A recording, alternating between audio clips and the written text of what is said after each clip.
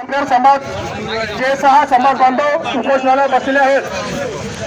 पंढरपूर येथे आमरण उपोषण करण्यासाठी 6 धनगर समाज बांधव उपोषणस्थळी बसलेले आहेत। श्री दीपक भाऊ बोराडे जालना, माऊली हळवणकर सोलापूर, यशवंत गायके बीड, विजय तमनकर अहिल्यानगर, गणेश केसकर सातारा, श्री योगेश दराव पुणे हे सर्व समाज बांधव गेल्या 15 दिवसापासून आमरण उपोषणाला त्या ठिकाणी बसलेले आहेत। या ठिकाणी मी आदरणीय भाऊ आलेले आहेत त्यांना विनंती करतो की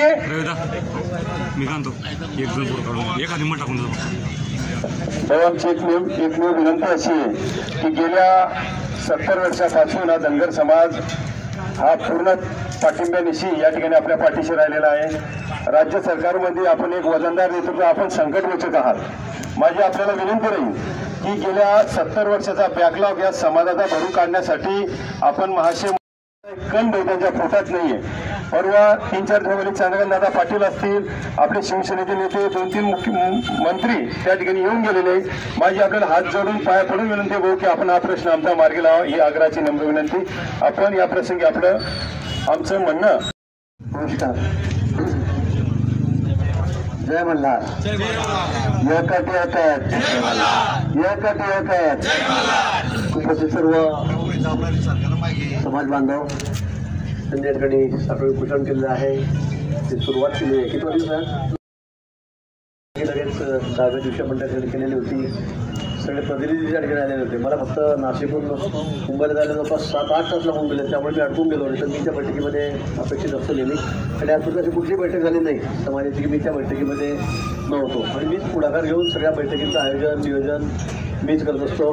आपल्याला माहिती आपण तोंडीचं सांगितलं, सोलापूरचं सांगितलं, संभाजीनगर जिथे जिथे उपोषण झाले तिथे सोडायला त्या ठिकाणी मीच घेतो। सगळ्यांना मीच त्या ठिकाणी शब्द दिला।